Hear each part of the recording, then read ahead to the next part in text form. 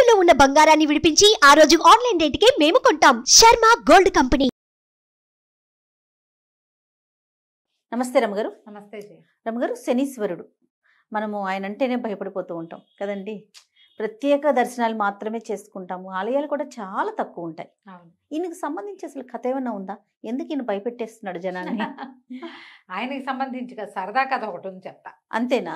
శనీశ్వరుడు అంటే ఆయన అన్ని గ్రహాలు లాంటి వాడే జయ. మనం ఎక్కువగా ఊహించుకుంటున్నామా? కాదు, చెప్తా. శనీశ్వరుడు అంటే ఈశ్వరుడు అంటాం. ఈశ్వరుడు కాదు, శనైశ్వరుడు. మెల్లిగా నడుస్తాడు. మనకి అందరూ వెళ్ళిపోతారు. నవగ్రహాలు మన వీటిలలో ఉంటాయి. మన జాతక చక్రంలో మన దశల్లో 9 మందికి ఉంటాయి. అన్నీ ప్రధానికి టైం ఉంటుంది. ఈయన స్లోగా వెళ్తాడు, దశ నడవదు. పైగా ఈ శనిలో అర్ధాష్టమ శని అని, అష్టమ శని అని, ఏలినాటి శని అని, ఏవో బోల్డ్ పేర్లు. అవునవునవును. ఈ దశలో ఏంటంటే పని అవ్వదు, ఏది నజ్జుగా ఉంటుంది. బద్ధకంగా ఉంటారు మనుషులు, లెథర్జికల్గా ఉంటారు. వీళ్ళకి పనిచేసే వాళ్ళకి బద్ధకమే వస్తుంది. వీళ్ళకి ఏది అవ్వదు, పని అవ్వదు, చదువు అవ్వదు, పెళ్ళి అవ్వదు, అన్ని స్లో. అట్లా కష్టం అన్నమాట. వ్యాపారాలు నడవకుండా ఉంటాయి, విద్యాభ్యాసం నడవకుండా ఉంటుంది, స్లోగా నడుస్తుంది. పోతూ శని మంచి చేసి పోతాడు, అలాంటివి కూడా చెప్తారు పెద్దవాళ్ళు. శని దశ ముగిసేటప్పుడు మంచి చేసి చాలా విసిగించేస్తాడు, కానీ చివరికి వెళ్ళాక మంచి చేసి వెళ్తాడు. ఏవేవేవో చెప్పుకుంటారు. అయితే జ్యోతిష పండితులు తమ దశా విశేషాలను చూసుకుంటారు కదా, దానికి తగినవేవో ఏ ప్రతిక్రియ చేసుకున్నా పోగొట్టుకోలేరు, తగ్గించుకోగలుగుతాం. ఎలా మనం కర్మ చెప్పుకుంటామా? అవునవును. కర్మల్ని పోగొట్టుకోలేము. కర్మవశాత్తు జరగాల్సినవి జరుగుతాయి, మెడ దిగిపోకుండా వేలు దిగుతుంది అంతే. దానికి ఏం చేస్తాము? పుణ్యకార్యాలు, ఓ పూజా విధానము, ఒక క్షేత్ర దర్శనము, ఓ దానము. ప్రతి శనివారం గుళ్ళోకి వెళ్ళిపోవటం, శనివారం ఉపవాసం ఉంటాం, అంతే. నువ్వుల నూనె దానం చేయటం, నువ్వులు ఎవరికైనా పంచి పెట్టడం, శని క్షేత్రాలు ఏ ఉన్నాయో అక్కడ శివుడికి రుద్రాభిషేకం చేసుకోవటం, శనికి తైలాభిషేకం చేయించటం, ఇట్లా ఏవో చేయించుకుని ఏదో కొంచెం ఇదిగా నడుస్తారు. పాత ఒక చందమామ కథ ఉంది, చెప్తాను చూడు. ఓకే అండి. పూర్వం ఒక ఊళ్ళోనట ఒక జ్యోతిష్య పండితుడు ఉండేవాడు. ఆయన ఎప్పటికప్పుడు బాగా అందరికీ జ్యోతిష్యం చెప్పేవారు. జ్యోతిష్యం చెప్పి తనది కూడా ఎప్పటికప్పుడు పరిశీలన చేసుకుంటూ ఉండేవారు. అయితే కొన్ని దశలు ముందే కనపడవు, దగ్గరకు వచ్చాక తెలుస్తుంటాయి, కొంత మార్పు వస్తూ ఉంటుంది.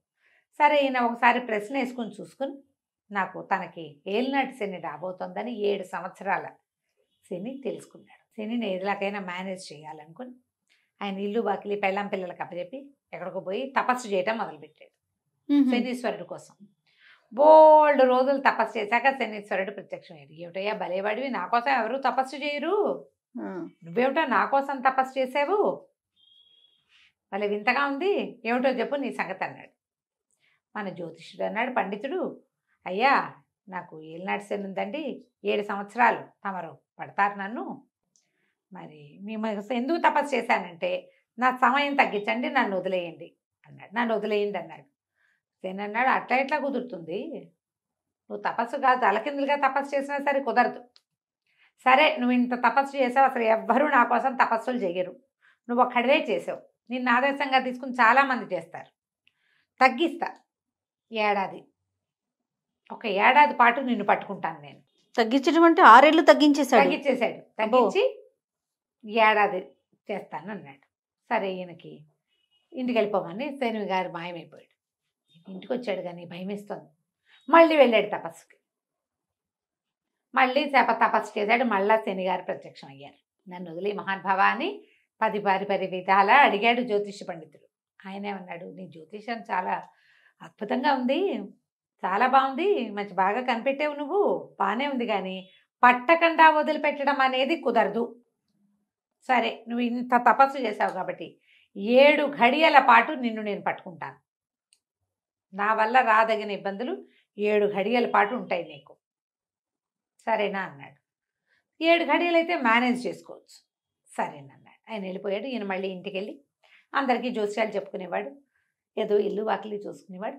రోజులు గడిపేసరికి అలా మెల్లిగా కౌంట్ చేసుకోగా క్రమంగా ఆయనకి తెలిసింది, ఇక రేపే మన 7 ఘడియలు సమయం, శని పట్టుకోవాల్సిన సమయం వచ్చేసింది. ఆయన అంత కీన్గా చూసుకోగలడు, గ్రహాల కదలికలు అంత చదవగలడు ఆయన.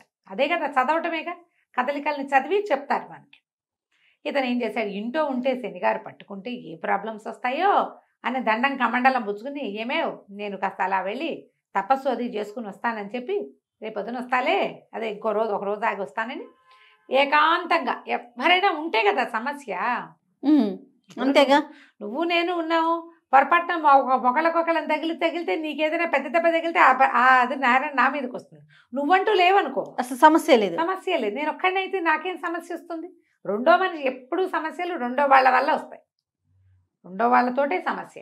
ఈయన వెళ్ళిపోయాడు, నడిచి నడిచి నడిచి నడిచి అసలు ఎక్కడ మనిషి అన్నవాడు కనపడకుండా వెళ్ళిపోయాడు.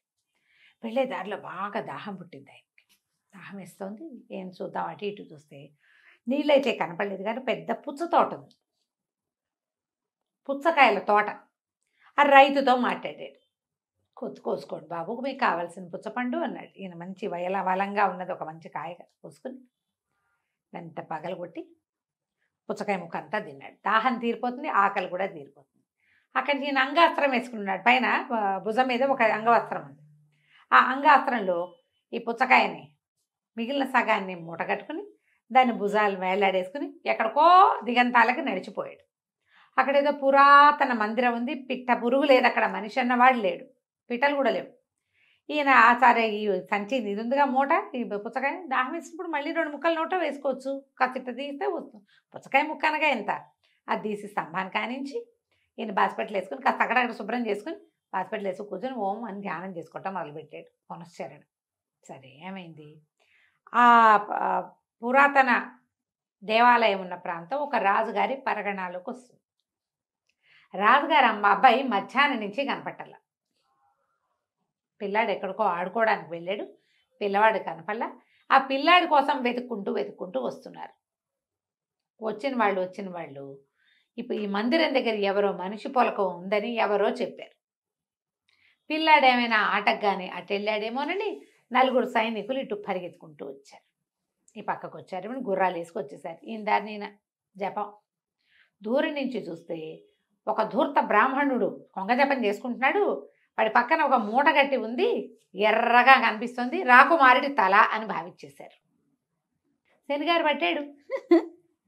ఈ పుచ్చకాయ సగం విరిగిన ముక్క తల్లాగా అనిపించింది. ఇప్పుడు పుచ్చకాయ ముక్కని తెల్లటి బట్టలో మూట కట్టి పెడితే కాసేపటికి అదంతా ఎర్రగా వచ్చేసి, ఆ కంచి ఇంకేముంది ఏంటో ఎర్రగా కనిపిస్తుంది, తలకాయలాగా కనపడుతుందని ఆగ మేఘాల మీద దూకేశారు ఇక్కడికి.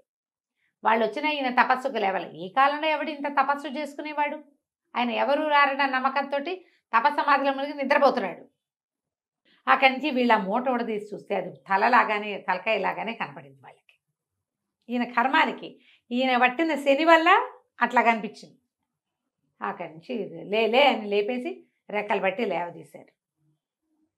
రాకుమారుడు ఏడి అని అడిగారు. నాకేం తెలుసండి అన్నాడు. నీకేం తెలియటమేంటి, తలదరికి ఇక్కడ పెట్టావు, పిల్లాడి మొండమేది, మొండమేమిటి, ఇది పుచ్చకాయ అన్నాడు. పుచ్చకాయ ఉంటే చూడంటే ఈయన కూడా తల్లాగానే కనపడి, ఇదేదో కనిపిస్తుంది అనుకున్నాడు. ఆయనకు అర్థం కాల ఏం కనపడుతోంది. అక్కడి నుంచి రెక్కలు పుచ్చుకున్నాడు, పెడరెక్కలు విరిచిగట్టి తీసుకుపోయారు, రాజుగారి దగ్గరికి తీసుకెళ్ళిపోయారు.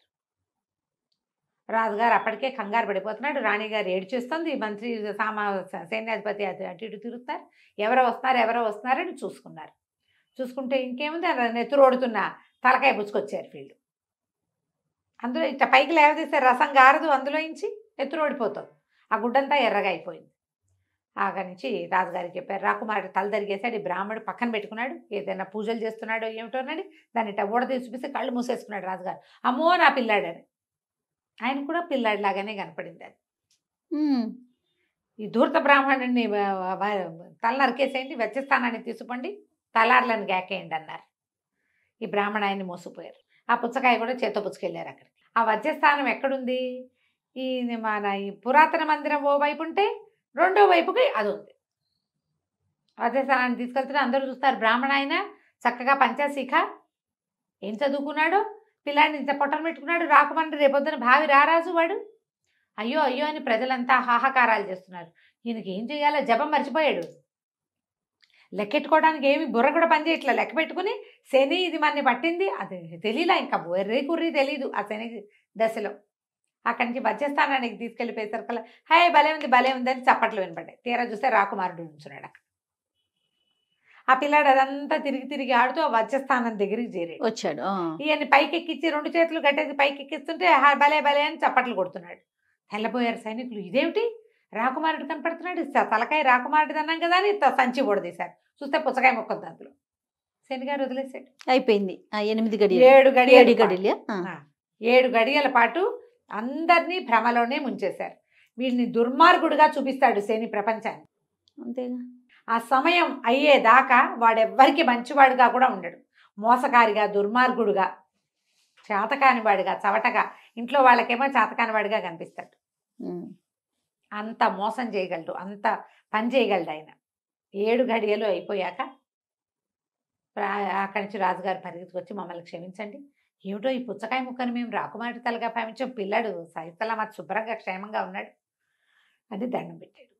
దండం పెడితే ఈయన అన్నాడు, తందే ఉందిలేండి ప్రభు, పోయిన మతి తిరిగి వచ్చింది, తప్పిపోయిన పిల్లవాడు తిరిగి వచ్చాడు, తల పుచ్చకాయగా మారిపోయింది, శని తొలగిపోయాడు అనేసరికి శని ఏమిటండి అన్నాడు. అంటే ఈయన తన కథ అంతా చెప్పండి, నేను ఒక జ్యోతిష పండితుడిని, 7 సంవత్సరాల శనిని తప్పించుకోవడానికి దాన్ని ఏడాదిని 7 గడియలుగా మార్పించుకున్నాను.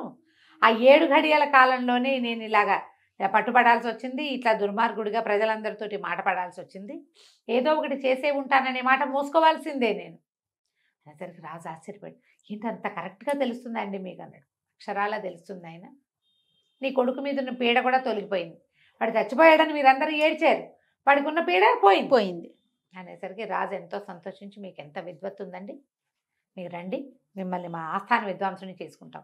శని వెళ్ళిపోతూ ఏం చేశాడు, ఊళ్ళో జ్యోతిష్యం చెప్పే ఆయన్ని ఆస్థాన పండితుడిని చేశాడు. మంచి చేశాడు. ఇలా జరుగుతుంది. ఈయన రాజుగారు ఆస్థాన పండితుడు తర్వాత హాయిగా ఉన్నాడు. కథకంచికి మనం ఇంటికి శనిదేవుని మహిమలు ఇలా జరుగుతాయి. ఎవరైనా శని దశలో ఉంటే ఓపికగా ఈ దశని గడుపుకోవాలి. పోట్లాటలకి కొట్లాటలకి దిక్కకూడదు, కొత్త వ్యాపారాలు మొదలు పెట్టకూడదు, ఇతరులతోటి మాట వచ్చే అవకాశం ఉంటుంది. శివాలయ దర్శనము, దేవాలయ దర్శనాలు చేయటం, తీర్థాటన, క్షేత్రాటన చేయాలి. క్షేత్ర దర్శనము, తీర్థాటనలు చేయాలి. నదీ స్నానాలు, సముద్ర స్నానాలు, వాటి వల్ల శని దశలో ఉన్న బాధలు కొంచెం తగ్గుతాయంటారు. వెళ్తూ వెళ్తూ ఆయన ఎలాగో మంచిగా చేస్తాడు. అంతే. కథకంచికి మనం ఇంటికి. నమస్తే రమ్మగారు. నమస్తే జయ.